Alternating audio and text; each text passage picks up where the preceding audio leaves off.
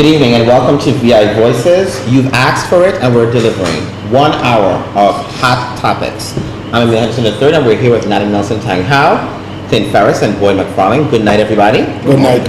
Our audience have asked for us to do an entire episode of hot topics because we always seem to run out of time when things are really getting hot. So we decided to do a show tonight that's entirely going to be hot topics. So tonight's going to be a hot show. And we'll start off with the first hot topic, which of course deals with on the national scene, Mitt Romney's comments regarding the 47% of Americans that he doesn't care about. Mm-hmm. What are your thoughts on that, Clint? Hey, 47% of the people, and he's not worrying about them because he said they're going to vote for President Obama. And then when he came back on TV last night, some emergency late at night, he said he misspoke my foot. That would have been a glib comment, something quick, something smart. That wasn't quick, something smart. He said he was talking off the cuff. Off the cuff, no man. He was making sense to him, and it came out fluent. And the billionaires he was talking to. Correct. So as you can see, we don't appeal to those billionaires, and we don't appeal to Mitt Romney because we fall within the 47%. What I mean, the people that I identify with. But don't you think it was taken out of context though? Because he did justify it to the fact that there are those who are in his camp no matter what, and there are those who are in Obama's camp no matter what. But that's not what he said. And out of context. And yes, the continuity of what I heard, that is what I heard. There, no matter what, the people who are in Obama's camp will be there no matter what, so that's a done deal. The people who are his camp, Mitt Romney's camp, will be there no matter what, and who he is focusing on are the people in the in-between who are indecisive. But that's not what he said. He presumed that the 47% of people are going to vote for Obama.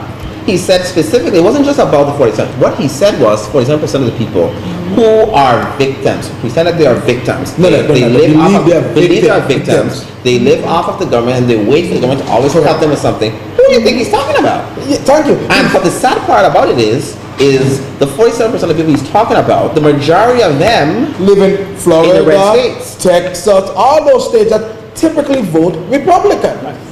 Come on. So you know he's not talking about, he can't be talking about. Let's talk about minorities and the poor. No, right. That's people who collect welfare benefits. Actually, he's talking about female and white. But that's the majority of those who are on welfare. Thank you. You're right. Female and white, because if you look at it, the majority of people who collect food stamps happen to be female and white. That's correct. With seniors. A lot of them are, even though we do have impoverished minorities who make up that group, a majority of that 47% happen to be people that look like Mitt Romney. Talk about those who don't pay income. We can only presume it's income tax. Mm-hmm. He says don't pay taxes. Right. You can only presume it's about income tax. But part of that who don't pay income taxes are elderly people who already pay taxes. That's what they're getting their money from. Those disabled veterans who can't work as a result of that, they don't pay taxes. Individuals who are in the military who are stationed overseas, they don't pay taxes on their income while they are overseas. So there's a slew of people that he's talking about. But what kind of really unnerved me is that he's making these comments to all of these billionaires and millionaires at some private function where really we weren't supposed to know. And I'm not sure where he thinks he's running or what age he's running in, wherever you go, nothing is private. And so this video came up as a result of somebody being there, taping him and uploading it. But this is not, he did this when he went overseas and he spoke about the Palestinians at a private party in Israel. Someone videotaped it and they brought it out. It seemed that his MO is to do these things behind closed doors, and he expresses true feelings, and then he comes back the next day and then he's trying to play the Monday morning quarterback and try to correct all of those things. There are no closed doors when you're running for politics, and Romney knows that. Well, he doesn't know that. He can't know that. Correct. This is only giving us a glimpse into the mindset of these so-called elitist people who actually runs America. So it doesn't surprise me his mindset and how he feels. What I don't like is the fact that now he tried to come and correct himself, talking about he misspoke. I respected him more when he said what he said. Now he's trying to correct it to be politically correct. Actually, he's not correcting himself. He ain't backing up from it. He says it wasn't as elegantly put. He's saying what he said. He's backing away from, and that's the part that makes it really sad. You would think that you would say, well, no, that's not what I meant. Even if he lie about it, you would think that's what he would say, but he is not backing down from his position. All he's saying is that it wasn't elegantly put. Therefore, I am saying the kind of right way that I wanted to say it in. But that's sad because the Republicans now, or at least a lot of them, are scurrying away from him because they have their own races that they have to. Been scurrying away. But again, that's the mindset of them kind of people. That's the way they think. That's the way they are. That's the way.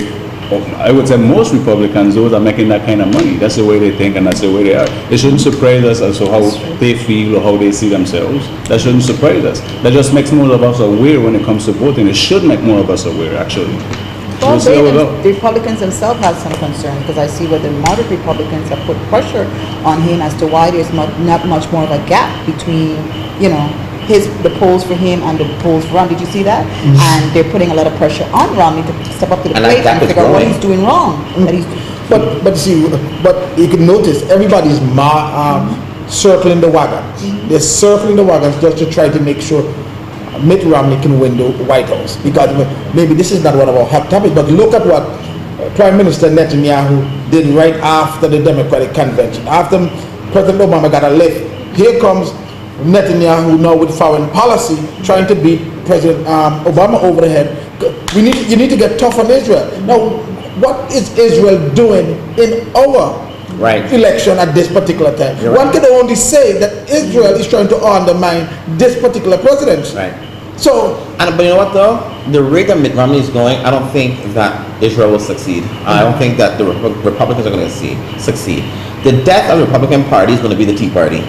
Correct. Okay? That's going to be the death of that party because they haven't realized that society is transforming and that far, and I put it on both sides, both for the far left and the far right. People are becoming more centrist. They're not that accepting of far left ideologies or far right ideologies. Correct. And if you're going to be there, then you're going to be the minority. But what's happening is that the far left people aren't pushing as much as the far right people. And that's why I believe that the Tea Party will be the death of the Republican Party unless they make some changes to that. But what's going to be interesting is to see what the Republican candidates here in the Virgin Islands are going to react to how it's going on in the national scene. Because we have at least three people. Well, three, which would be Gwen Brady, Canigata, and Howard Redfield, to see how they are going to attempt to balance their party's ideologies with what is going on in territory, which are polar opposites. How much of a voice they really have in the territory? But I think they have like 12 Republicans. No, let's get it correct. It's four. You forgot to mention Bully Peterson. Oh, he's a Republican. He's running on the Republican ticket. Oh, he is? I didn't know that. I thought he was an independent. Oh, okay. He's running on the Republican Well, ticket. it'd be interesting to see how that works. Aren't there like 4 Republicans in the party in the Virgin Islands? I'm at 5. You forgot Edward Brown. All 5. Oh, there's 6. Well, but really, it's going to be interesting to see how they're going to balance that national platform, which in no way, shape, or form is inclusive to the people of the Virgin Islands. I want to see how they're going to do that. But I don't think it's inclusive of the nation. Well, that too. But it's definitely not inclusive of us. No, and you're right. It's not inclusive of us. But if we put the whole nation, I think it's a problem. But I can tell you one thing I do agree with Mitt Romney. I think that there is a group of people who are undecisive, and both him and Obama have to concentrate on how do I get pulled with people. But here's the problem with that. I agree with the fact that there are a group of independents who haven't decided yet. I agree with that. They're on the fence. But you're not helping them to decide. Well, actually, I take that back. You are helping to decide to go with President Obama if you're going to make those kind of comments. That's quite possible. You see what I'm saying? Because they're not trying to hear that because you are talking about their aunt or their brother or their sister. It may not be them, but you're talking about some other people. And to stand up and say, well, I'm not worried about them, I'm not dealing with them, then you're not the president. What's the percentage of those in between? Is it a high percentage? They're saying it's between 8 and 11%. But let's see, and those people who are the 8 and 11%ers, they need to get off the fence. Because the funniest thing about it is, what are they indecisive about? The country was in turmoil under President Bush. They didn't demand anything from President Bush. A Republican, if you think about Republicanism doesn't grow big government. Under President Bush, to inflate the economy, he grew government. He grew government. Exactly. And this particular president, President Obama, has brought everything back down, and he's really right-sized government. And they have only listened to the detractors. And instead, they were not on the fence when they voted for Obama 4 years ago. But now they're on the fence. But Clint, quite frankly though, maybe they have been affected either directly or indirectly by the impact of the loss of jobs, the erosion of the economy. They have been impacted in some way or another that they've lost faith. But he didn't cause it. But in their eyes, you got to blame somebody. Well, you know what I And it is think? our leadership. You know what I think? I don't think anybody has really said it.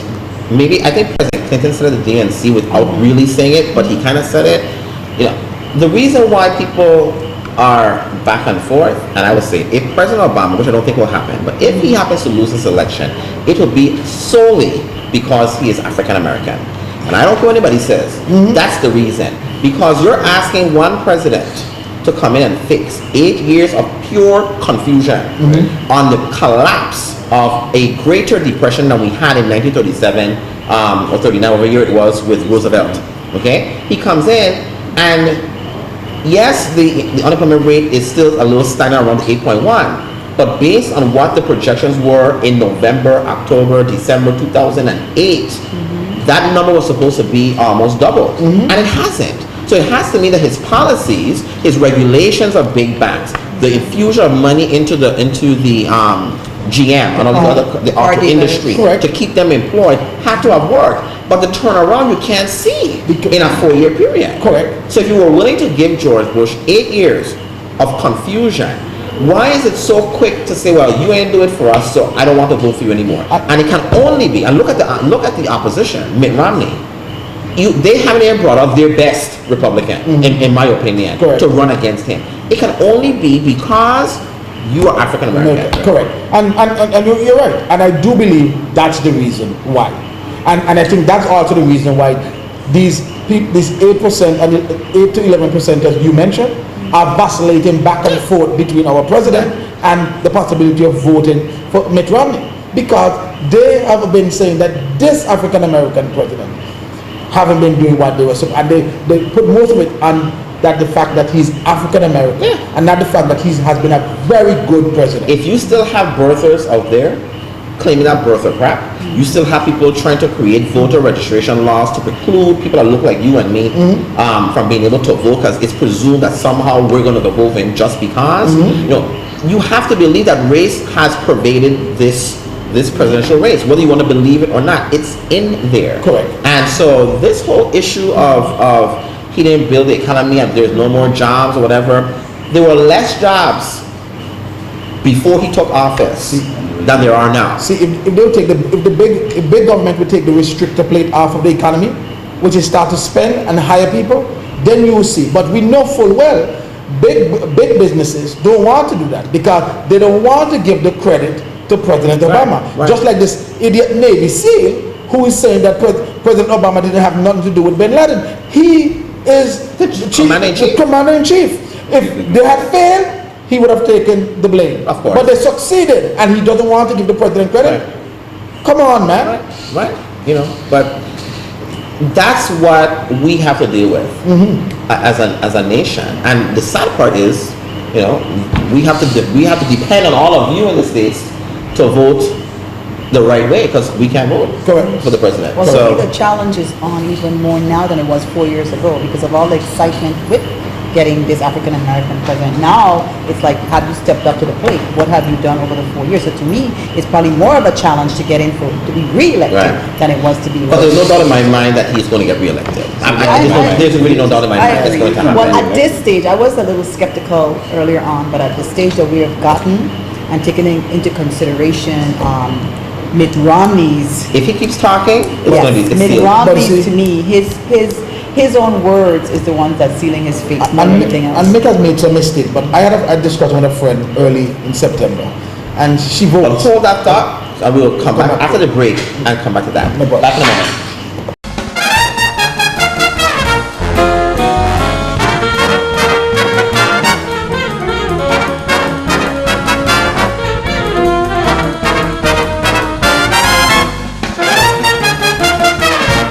Welcome back. We are here at VI Voices, a special 1 hour of hot topics, and Clint, you were finishing up something before on the break. Sure. I had a friend, she was visiting, and she told me that she thinks President Obama is going to lose. And she happens to be African American, grew up here and all that stuff. And I was concerned because my concern is that if our people are not believing, they're not going to be transmitting the right message to their friends and family members, because we're acting defeated way before the election. So we need to get out and bring the vote. We need to talk to our family members, talk to our colleagues. The reason why I voted for President Obama in 2008 was black.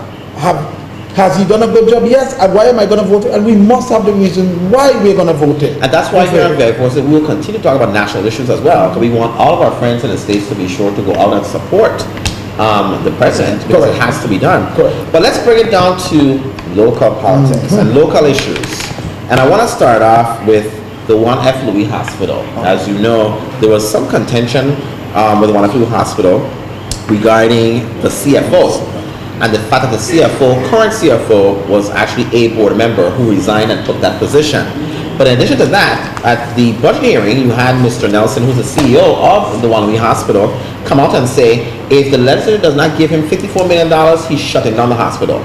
Today's paper talks about the JFL hospital CEO making $150,000. CEO or CFO? I'm sorry, the CFO making $150,000. Now this is after they have terminated 84 or 85 CNAs and LPNs.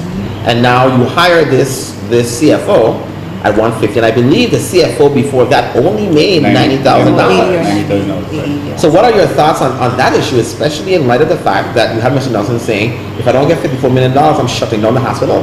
I think it's madness. I don't think even Nelson should be making the kind of money he's making. $300,000 he makes. Imagine that, $300,000 annually here in the Virgin Islands, to govern 110,000 people. That's madness. I don't think anybody in the government, for a matter of fact, well, even 110, because it's just the ones who are here, like 60,000 people. How much people? 105, 110, 150. However, it's still too much in the Caribbean to be making that kind of money. Anybody that wants to make that kind of money should go in the private sector. I'm sorry, that's the way I feel. Anybody that chooses to solve or to be in the government shouldn't be making that kind of money. But remember, they're semi-autonomous. So the argument is that, you know, he's like he's one of those people that turns hospitals around. That's, I think. And so they bring him in to turn our hospital around. But Emile, the problem is here, wrong in what direction? When they're doing these market-based setting of salaries, at times they're pegging these CEOs and these university presidents at national institutions and comparing those people to those people. And they manage larger hospital, larger institution, and do a lot more different part. They have more functions to their title. But a justification for that is that's the only way they can attract people with those types of backgrounds. But what about the working men and women who wear the hats of 3-4 people and they're not paid at that level? They're only paid at one person. But that's not the issue. The issue is just about ethics. How do you move somebody from the board and now pay more $150,000? But you see, we did that in the past when we allowed then chairman of the board for the PSC to leave the PSC and go to WAPA. No, see, we don't have these. We need to stop these things in the Virgin Islands, because sooner or later, actually not sooner or later, right now we're paying for it, and we're putting the burdens on the working men and women in this community. But we need stronger ethics laws, that's for sure, and conflict of interest laws, which is what we're not really focusing on as much, and the ones that we have don't really have teeth. Are we gonna ever get there? But the problem that we're sending the wrong message. How could you cut salaries, cut employees altogether, and then turn around and pay this kind of salary to certain individuals? What kind of message? You know what it does? It cuts into the morale of the employees that are there. It deteriorates the services that are rendered, because when people are at an all-time low, everything else falls apart. And so I don't know what management is thinking and what the justification is for $150,000 salary. But here's the thought. Well, let's play devil's advocate. You know, you are talking about a specialized position as a CFO to run an entire hospital, be sure the hospital is solvent and doing what they need to do. You know, you go off to school, you become educated, you have your degrees, multiple degrees for the most part. I don't know what degrees he has, if he has any, but you have multiple degrees and testing that you've done and whatever. And so I'm not necessarily adverse to people making money if you are qualified to do it and you've done what you're supposed to do. So I'm not adverse to that. So I'm saying my position on this issue was, here you have a board member who sat on the board and made decisions for the hospital, and you weren't making good decisions because clearly the hospital was not solvent. But then you leave the hospital board and then you become the CFO, making at one point I think it was going to be 195, but some now it's back to 150. But who you had before only made a little bit about $90,000 from there, who had done an awesome job, from what I understand, there at the hospital. So the question becomes, it is a specialized position. Why is it wrong to pay somebody $150,000 to do that kind of work? Where's the cool-out period in terms of him transitioning from the board to the management team of the hospital? There should be some. It was 15 minutes, which is I resigned. I will vote, but I'll do it, and I became the CFO. We have standards set for the rank and file in our government and throughout other organizations throughout the territory, but we seem not to have none in our semi-autonomous agencies, and when it affects those people above my pay grade. And that's the challenge. It's not wrong to pay people what they're worth. But we already send the message that we are not going to pay the custodian what he or she is worth. We're not going to pay the police officer what he or she is worth, but we're going to pay the police commissioner and the lady that just left the Department of Health more than what the previous people who sat in those positions. Because they said they are not coming here to work unless they are making 120, whatever the number was.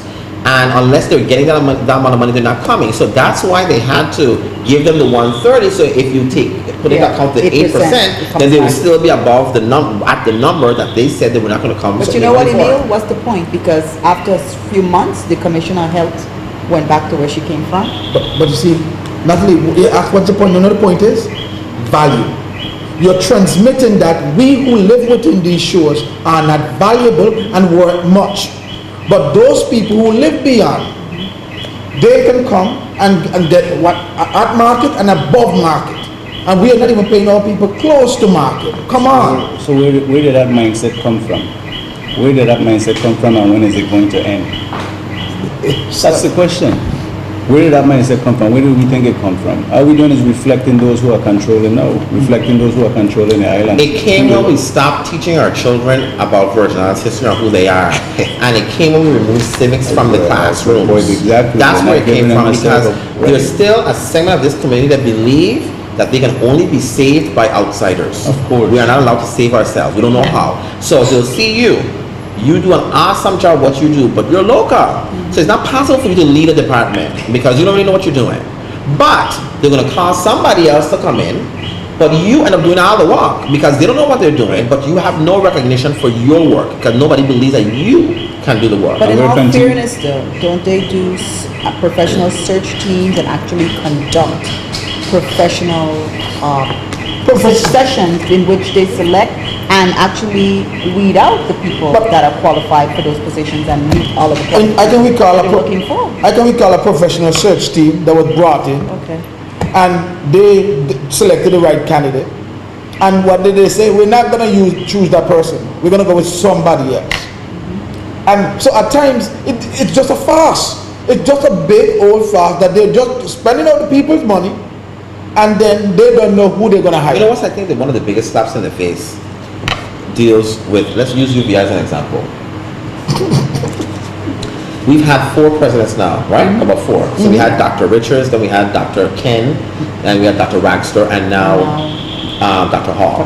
No, we had more than that, but we won't go there. We had more? Yeah, man. Presidents of UVI? Yeah, we had an interim president, one last. Well, maybe counting them. And a couple others. Okay, maybe counting them. I'm counting like the ones I remember. Okay. So we've had Dr. Ken, we had Dr. Richards, who's I think the first president. Richards before Ken. Right. Richards, then Ken, then Ragstor, right? And now we have President Dr. Hall, right? What they did to me, in my opinion, to Dr. Ragstor, whether you felt she was doing a great job or not, well, slap in the face. Let me tell you why I think so. I mean, in salary-wise, all of the presidents that were there made a certain amount of money, right?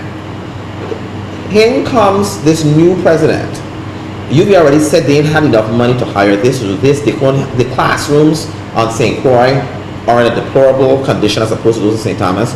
If you want a certain degree, you can't complete it in St. Croix. You have to actually go to St. Thomas and complete it. Stuff you can't really do. Majority of the classes that you have on, at least on St. Croix, are by video because there are not enough professors to place on St. Croix. They're paying Dr. Hall $300,000 a year to be the president of UVI, right? In addition to his home and other fringe benefits. Did Dr. Raxter get all of that? But hold on. But didn't Dr. Raxter created that same system? Which one? Let me explain why. See, that's a bad analogy because the slap in the face actually goes to Roderick Moorhead. Oh yes, I agree with that. Who should have been leading the institution.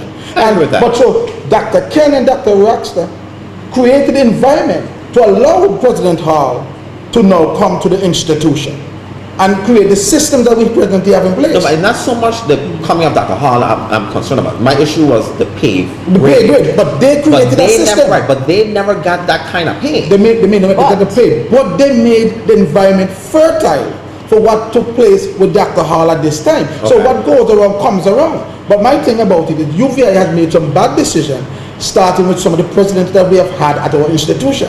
And it started off with not allowing Dr. Roderick Moorhead to at least vie for the position to be president and lead that institution. Because I say we have two prominent Virgin Islanders, let them vie for the job and choose the best possible one that could have led that institution. So right now, UVI is at a bad position. Once upon a time, UVI was that beacon upon the hill in the Caribbean and everyone aspired to attend to all through the Virgin Islands. Now you have Monroe College in the Caribbean out recruiting UVI. I agree with that. People believe, and that's the challenge there with the UVI. Until we can repair that and making sure we get sound leadership that reflects the community and its values, I think we're going to be at a standstill with UVI. But to answer your question, I think, Emile, I think it has a lot to do with the fact that Laverne Raxter was a female. That's my position on it. You think so? So, therefore, she didn't deserve as much money as everybody else. But isn't it a reality? Women make 70 cents on the dollar to men, and it still happens. It's the reality today. That's still a reality. It's still a reality today. What happened to that woman in St. Thomas over there? But see, the doctor? Yeah. She's a world-renowned cardiologist. But the commissioner? The former commissioner of health. Former commissioner of health. But can I say something? I happen to have inside information because I actually sat on the university's salary committee when we did all the salary, and we did a market-wide survey over 2 years to really put everybody's salary at market, and we try our best. And the president's salary, after we looked, I think all of that was part of what we looked at, and I can't recall how we pegged the president and what the salary ended up at, but I think the adjustment couldn't be made at that particular time, but I don't know if she was because of contract or what, but I know the university were already looking to increase the president's salary and the leadership team's salary through all of my thing is, I think Dr. Hall I don't know him personally. I've met him one time at the bar function, and when he spoke at the bar 2 years ago, and he's appeared to be a very nice person, and he's a lawyer, and I'm sure he's qualified. He has degrees, he's competent, he's been to really large universities. My problem is, to command that kind of pay, I need to see results of UVI. UVI is not in other words, UVI is definitely not CVI. And that's the problem I have with the University of the Virgin Islands. But imagine, he came in, a year later, after the successes of the staff, he got 25%, a $25,000 increase to his pay. Then he gave everybody $1,000. And then the 8% coming, he take that $1,000 plus from those people. So to me, President Hall, no matter how nice he is and how good he may be, he has not really rewarded the people who worked at the university, not even grow the university. Right. I'm not seeing growth at the university. There's absolutely no reason, with us being other than Puerto Rico, the other American soil with a university where there's so many people from other Caribbean islands who want American degrees, why we are not turning away because we don't have enough space at UVI.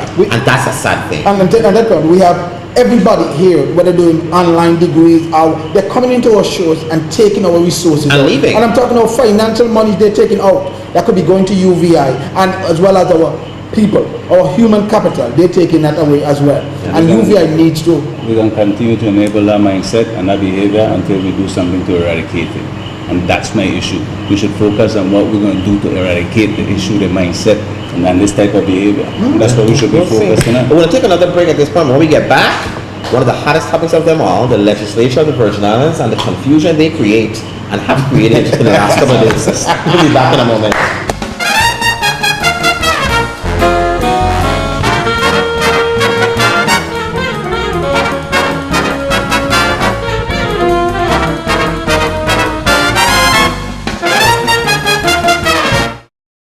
Welcome back. We are still here discussing some more hot topics, and as I said before the break, we're going to move on to the legislature of the Virgin Islands.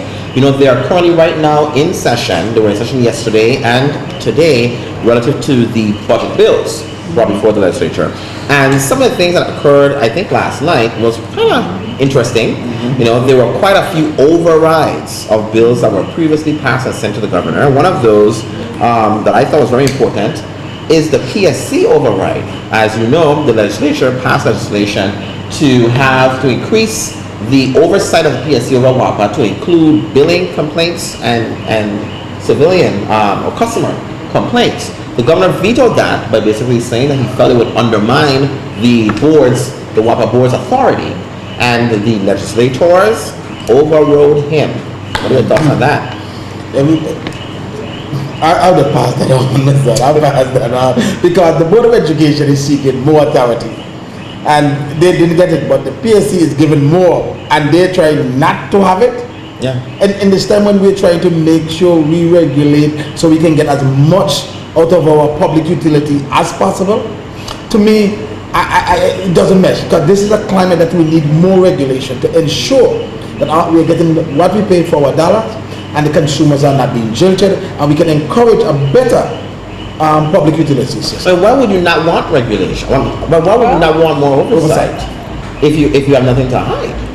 Especially in the era of where this LEAC has been such a thorn in the sides of the people of the Virgin Islands. You know, why would you not want that? But I'm kind of surprised, because I didn't think that they had the gumption to do it. But it may be because there's 6 people who are not coming back. They don't give a damn what the hell happened in the legislation. I was just like, whatever. But why would you not want that at this point? But you Continue to do what they've been doing all along. Exactly. and maybe we need to look at this, and I need to ask you this question. When you talk about the budget, have the budget process gone this late into a year? Gone this late into a year? Sometimes, yeah. Because this is running rather late, and I think it's more political. There have been times that they didn't even pass a budget. I know about that. Because they were still working on another one. So by law, the old one becomes the new fiscal year budget. But no, this has happened before. But I am sensing a lot of political posturing taking place with this budget and with this entire process. Yeah. And so I'm a bit not concerned, but I'm taking everything with a grain of salt. But what you also have to include is that the governor also submitted his bill, the budget bill, or his budget, I should say, a month late. Yes. So this is not the first time he's done that. And so that throws back how they do the budget hearings. So now, yeah, that's why it's the middle of September. Our fiscal year begins October 1st, and we still don't have a budget. But I'm sure by the end of tonight, we'll have some budget, because as you know, they increased the governor's budget by $11.6 million, more than what the governor submitted. And one thing I'm concerned about, I heard Senator Russell praise the financial team and said they did how astute they are and whatnot, but they submitted a budget that he then, with his leadership, allowed for additional $11 million to be attached to it. Doesn't it, that goes against the leadership of the financial management? It not only goes against the leadership, but it goes against their very argument with these unions, where they're saying they have no money. And so that's why we have to take your 8% from you. And one of the reasons why they said to do that, it was because they could not borrow. Well, they have borrowed at least how many times have they borrowed since then? Since they implemented this FAISA. And so it's really ridiculous to believe that the government doesn't have the ability to borrow. They have a really good bond rating, from what I understand, in relative to that. And so we're at a point now, you're telling people, work along with us, continue to have less of your pay, 8% less. We're going to probably send home more people, but yet I'm going to add $11.6 million to the budget. Where is it going to come from?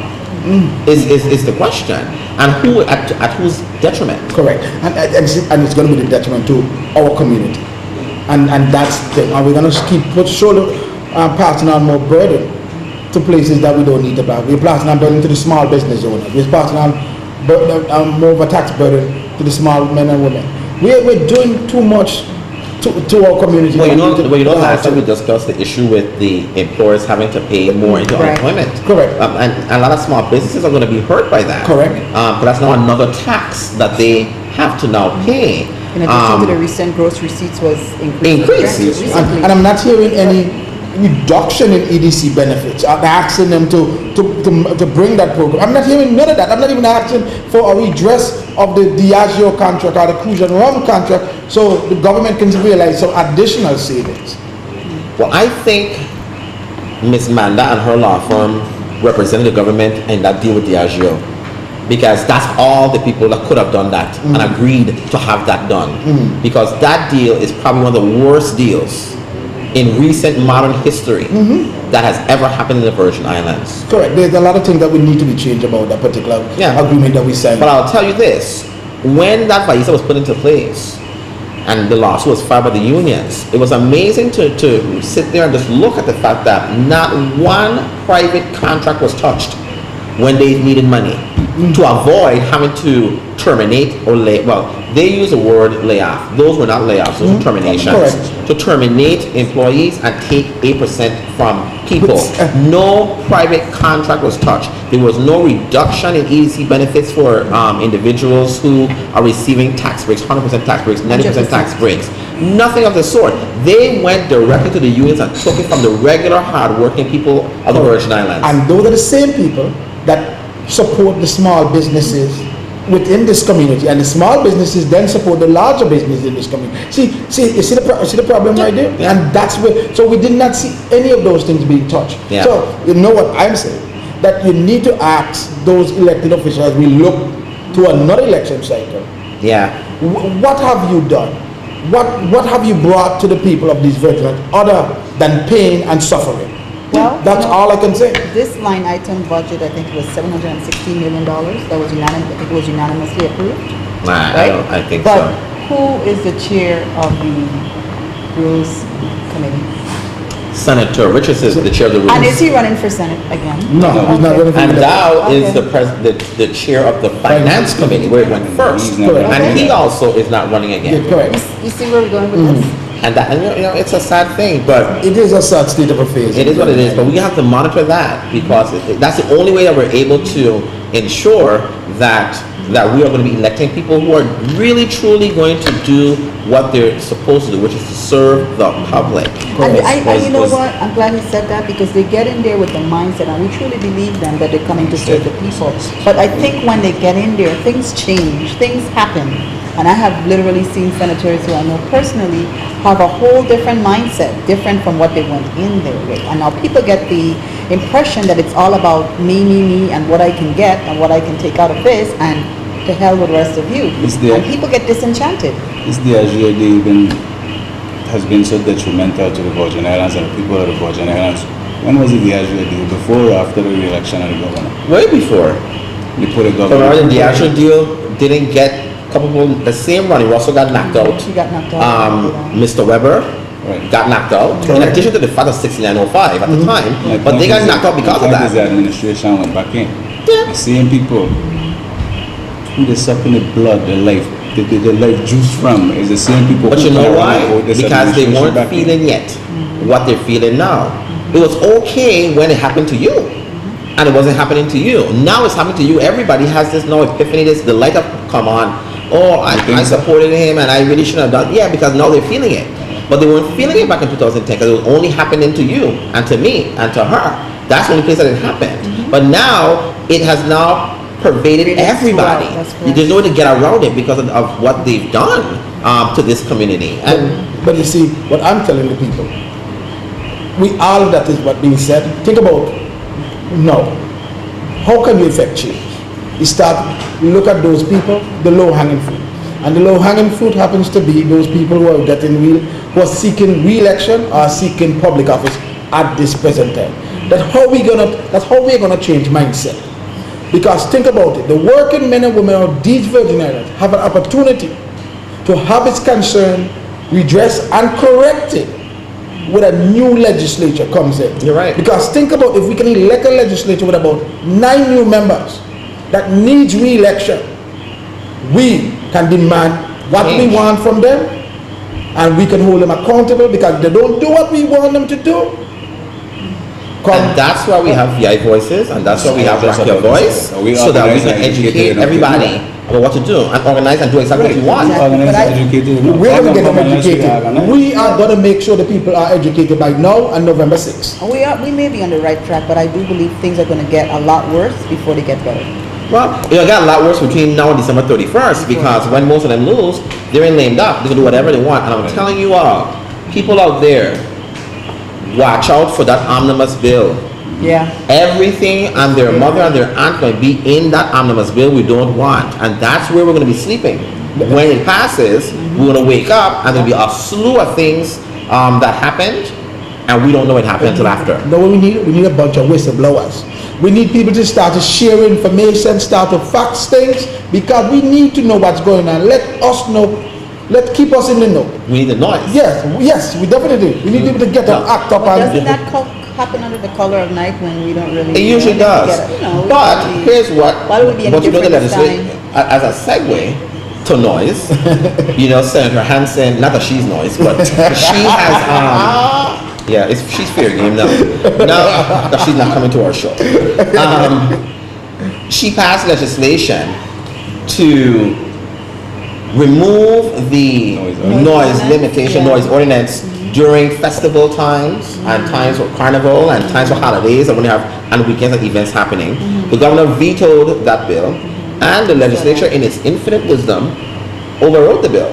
So that means you can make as much noise as you want during the festival season until 3-4 o'clock. But you can go, if there's a holiday happening, you have a party, whatever you want, you can make as much noise as you want. But and you go from there. Is that helpful or not? I actually support Senator Hanson on this one. Because we just want to walk up in the mass. That's funny with the masses. I was saying, culturally speaking, that's normally the time when we make the most money and we're the most jovial and most festive. And you don't want to cross the masses, right? No, I agree with you, because that means the village can stay open until 4. Yeah. Right. See, I think it's political posturing. You know what? We need a better bill than that. No, honestly.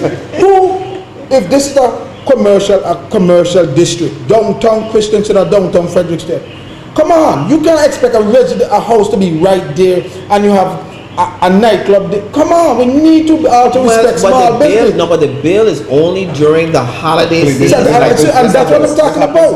We need, we're talking about supporting small businesses and encouraging small business. If we hope Fredericksted to be revived, we need some of those nightclubs and so to be taking place. And we're not talking about the bars and them on the other street. We're talking about reputable organizations. No, they never close. No, but see, that's the problem. We need to have proper. We have to think about growing our small businesses and encouraging these things.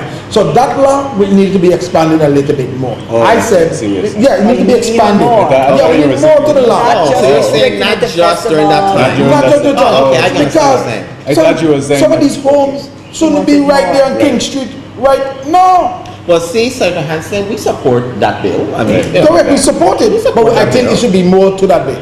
Right, we support that bill. I still don't think she can there, but we support the bill.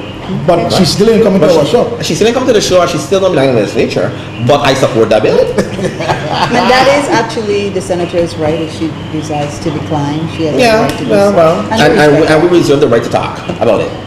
And so are you trying to say she's pulling a Mitt Romney, that she's not trying to appeal to the 47%? Me saying that, I just saying that she says she's not coming to our show. That's all I'm saying. And so the reason I'm saying that is because when we've done all the shows and nobody sees her, I don't want anybody thinking that we didn't invite her. Let's be realistic. Come to the show. She's throwing water. That's what you're doing. He's throwing water. Listen, I'm just saying. Each senator and Senator Alicia Chucky Hanson is no different. Their people are wrapped up in the bag regardless of what they do or what they don't do. I agree with that. I agree with you. That's a non-issue. So. But why it becomes an issue? Because this is what our electorate is going to do. I'm voting for all the senators that vote for that noise bill because I can go and jump up. That's what they're going to vote. That makes sense to you? Because it doesn't make any sense to me. But that's the shallowness of the That's where the show comes in. And if you had a report card, where would you rate that bill? Would that be a high level bill, medium level, or low level? I think it would be a low level bill because, like you said, it doesn't go far enough to build the small businesses necessary. Correct. So if it's only going to be Christmas time, that means your business only open for Christmas. Yes, and to expand the tourism, infrastructure, and industry. And those are the things I'm looking for, Senator. Okay. Well, when we'll be back, we'll take a little break and come back to the Peace Officer Status Bill, which passed the Senate, but not without a bunch of amendments. So when we get back in a moment.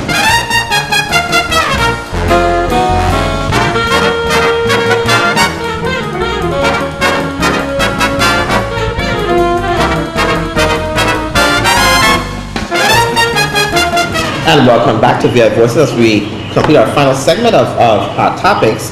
We were talking about the legislative session that went on last night and is going on currently tonight. And they have passed the Peace Officer Status Bill, but not without a lot of amendments to the bill. What are your, we know what our thoughts initially were. What are your thoughts now with the amendments that have been put to the bill? Thoughts are the same thing. You had local police officers who opposed this bill. You have people on uproar, different senators who oppose this bill, and they still went ahead and passed the bill. I mean, but it looks like somebody struck a deal because that's when we could have been what's done. the deal? Yeah. Well, what they've added some regulations that I think weren't the there regulations before. like they have a right to update it every year, or they have to go through the commissioner. The 180 days to reside, consecutive days to be In my here. opinion, all that is nonsense. Because the federal government do what they want anyway, and this even give them more leverage as to doing what they want. But for my thing about it is, the bill has passed, and they grant some powers to the commissioner of police. Well, there's a lot of powers to him. Yeah. It's almost unfettered. Yeah, and that way I thought the legislature should have said, okay, we're going to allow you to have to develop the policy, you and the Attorney General, but it has to come back to us for us to ratify, to make sure the policy that you're putting forth is sound and it sticks within the spirit of the law, and there's some separation of powers between local and national, and so, but I'm not seeing that, and I thought the legislature should not have done that. They should have at least put that into that particular bill. Right. You see, I see a lot of potential for misuse I do. with that bill. But I think to rein that in, they have limited to a year. And I Yeah, but it can be think renewed. that's But it can be renewed renewal. at the discretion of the Commissioner of Police. Not only that, they did the sensitivity training as well. And who can teach that? That's a Who, good the question. same police This is- department this is part- that is on that right. consent decree? Correct. The same police department under consent consent decree. decree. No, I think they bring in. No, man, come they bring on. in professional development. But no, here's the problem I'm having. Personnel. How do you teach sensitivity? I mean, like, what would be the curriculum for teaching Cultural sensitivity? sensitivity is what they call it. So And who's gonna teach it? the same police department that got into you. The same one? Okay, And well, I think that's I want part to of say police something, but I'm training, gonna though. say. That's part of police training, cultural sensitivity. Listen, I ain't saying I support it. I just point to know what but- the amendments, but so- I have an understanding or some kind of idea of the mindset of these people. I used to work for the federal government. I got trained from the federal government, so I understand they're coming down here with that kind of mindset. We taking over, this is how it's going to get done, and everybody else is behind. And that's exactly what's going to happen. I don't see it being done any other way. The federal government, to move like that, that's the kind of mindset they have. But is it the anticipation that the peace officer status would help to lower crime, help to lower the murders in the territory? No. Help to reduce the No, I don't violent see that. crimes that are, I mean, it's rampant. But that's the argument that's being made. No, but, That's see, the but we're argument that's being acting made. as though they weren't here. Correct. I mean, they've always been here. We're acting. I don't It's see all that. it is. I don't is see we that have them this- now than we did in the past. So you do what? So what are you trying to say? The VI police department is not doing its job? That is. I think they need help because To do what? they're short staffed. They have officers leaving the force or no longer on the force for whatever reasons each and every day, and they are in dire need of help. But in terms of the budget, and the police and the VIPD a priority in terms of hiring and It things like should that? be, but the reality is that they are at an all-time low in terms of. Well, they're officers in losing field. staff because they're taking 8% of their salary from them. They wanting to attempt to take away the differential pay from them. Correct. They want them to go and work 10 hours now as opposed to 8 hours as they did before. I mean, so of course, pack up and go about your business. That's exactly what's going So to now happen. there's a need to supplement or fill in the gap. So, but which they're is not. what But is the being problem is that they're not coming to do that. They're just granting them peace officer And status. see, and this is where we talk about with the VSA bill in terms of not exercising due diligence, cutting the fat from every place else. But where is it about showing up our crime, our police department, and showing up correction, Bureau of Correction. Should we be putting monies and energies there to make sure we have a strong system there, then we can then say we need help from the federal government? Absolutely. I have not seen us exercise that part. So we're basically But saying, see, let them come. Because we can't do the job. What is so much of a problem with collaboration with the federal law enforcement and the local law enforcement? there's no Because it's problem. not collaboration. That bill is not There's no problem with collaboration. that whatsoever. There's no problem with Hey, there's collaboration. collaboration. What's the is happening collaboration? The currently. only time they collaborate when they're looking for weed. They do collaborate when they're And you looking know for they pick weed. up a bunch of it the Yes, other they day. did the other day. Had And- and- air raids, everything. Correct, they collaborate. So definitely DEA and the VIPD, they are speaking. Do we grant them? What happened to going to National Guard for support? And they do. They do. They could have Especially done in time that. of disasters, and certain times they call Yeah, upon but what- forces for national. Well, so remember, because I think if I don't quote And me, they've but I done it think that there before. are I only think they've certain, done it I think there are only before. certain times that the governor, as a commander in chief of the National Guard, can Could invoke do. them That's to do right. certain things, Yes.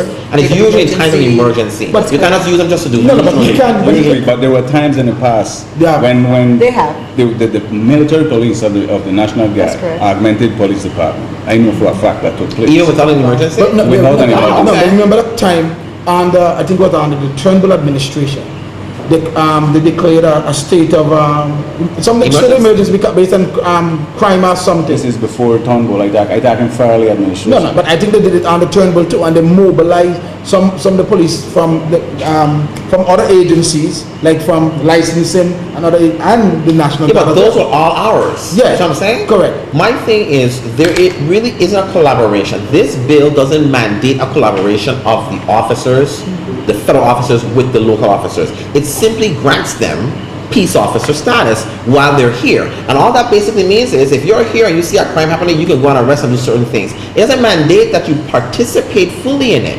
So I think for purposes of crime, there were other ways that could have been done. The governor could have done, or through his agency, his office, could have done a memorandum of understanding. I say, look, we have a lot of guns coming into this territory, and our borders really aren't secure. We need help. Can you send us more border patrol, Right. more of these people, whatever, Right. and let them do it? And if they are so doing it and assigned to do that, we will grant them peace officer status. Right. That's not what this does. This just grants them peace officer status. People are- But what about addressing the guns that are already in the territory and already on the street In that a- we need help for? I don't want to say that, but in a mid-Romney America, probably that will happen because since all of us are already in here and we are minority, you try to corral us in here and then bring. that would be an issue as well. Yeah, I mean, make help us secure our borders, but you just look- keep us in and don't let Who's us out. benefiting the most from the bill? That's the question. Look for the hidden hand in It's the clearly not the Virgin Islands. Correct. And And what they- the people of. What the people of the Virgin I mean, Islands? some of the other senators who voted against it felt that there just aren't enough federal officers here to begin with, so the borders are not. But why enough do to we begin need with. them? So- But then that's something for the governor to talk to the congresswoman and say, you need to go to Congress and work out to get our borders. Get more officers. Our Coast Guard boat that's assigned to us is not the Puerto Rico. We don't owe them anything. They owe us. But you see, The color- separation of powers, and that's the biggest issue right here. There should be some separation of powers. We're granted that privilege within the Constitution, and you're telling me we want to give that up to. Well, the separation of powers necessarily isn't towards the federal government and the local government. It's more towards Well, the the branches. branches. But remember now, they are state functions, and they are functions the federal government does. Okay, but let's clear something up. Okay. That don't work with us because we're unincorporated. Okay, There's you're right. federal functions and there's federal Federal functions. functions, okay. So yeah, that doesn't work in a state. Absolutely, Correct. but for us, it doesn't work that way because they can do whatever they want. Tomorrow, Congress can go and say we are going to revise the Revised Organic Act, and it'll be the Revised Organic Act of 2012, Right. and decide what they want to do. They can come in and say, look, we're going to pull down this, pull back this, pull back that, and there's not a thing we can do But can't it- about it. Okay, I So understand. are we American citizens or are we second class? No, we are citizens? American. No, that's one thing they can't take back. The case law is very clear. Once you're a born American citizen, they cannot take your citizenship That's away not what from I'm you. talking about. I'm talking about us and the Constitution applying to us entirely, in its Okay. entirety. I'm not talking about whether or not we can continue to be American Right. citizens. Well, Are we let's- American citizens? we need to First of test all. Well, let's educate that. Yeah. The federal Constitution does not apply directly to us in its entirety. No, it does Exactly. not. The only And that's parts my that Congress has delineated that applies to us is the Bill of Rights, the first 1 to 10 amendments, Amendment number 13, parts of number 14, Amendment number 15, and 18 I think is the one with the women's Whatever one gave women the right to vote, and some others. Other than that, the other amendments do not apply to us.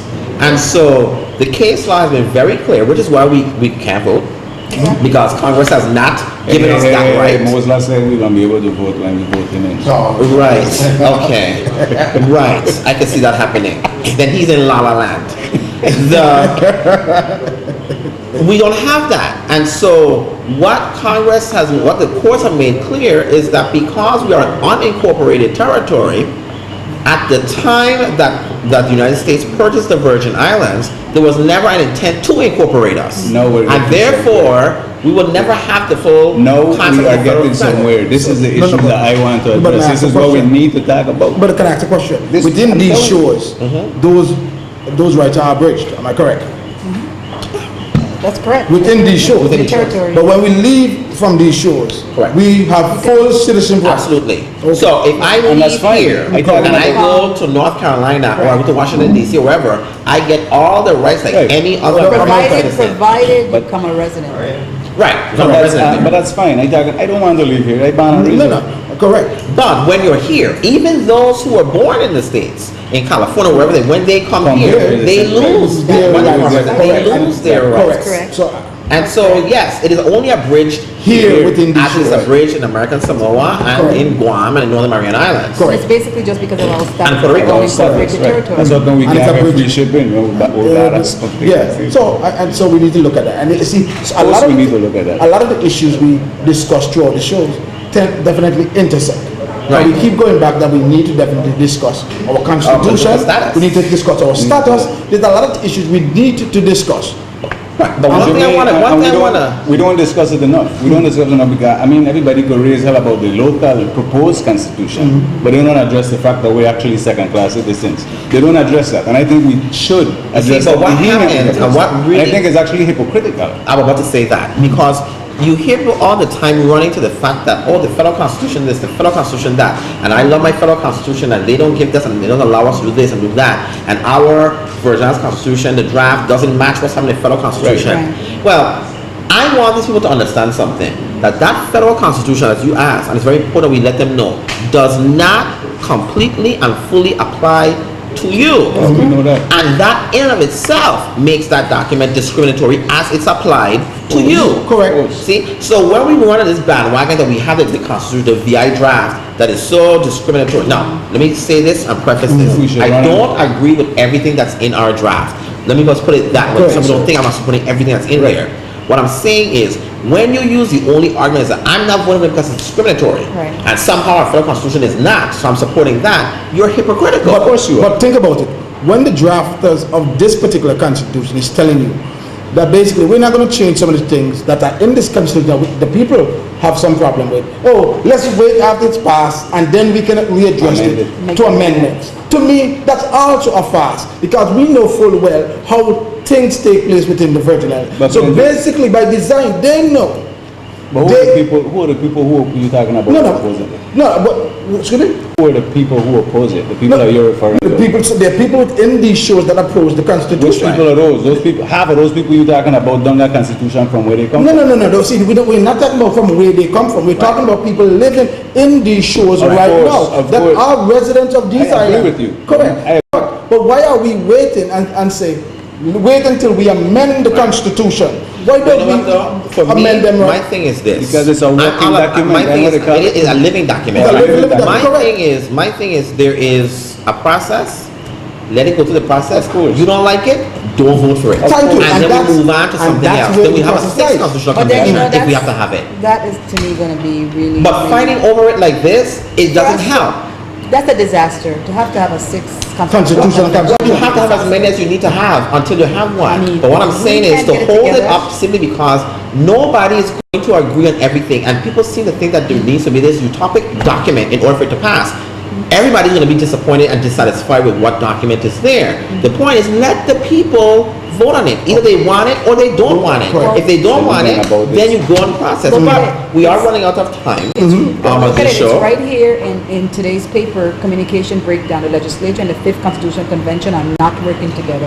And you know why? Because that bill is pure ignorance, and it's right not to work on it. We're going to talk about that. We're going to talk about that in our next show. That'll be another hot topic. We'll talk about it in our next show. And as you know, we were talking about the police status, and we're going to have a police officer who is running for office on the show next. So on our next show, we have Arthur Joseph and Carmen Cintron, who will be candidates for the 3rd legislature. So we'll see you again. Remember, your voice can make a difference. Good night, everybody. Wow.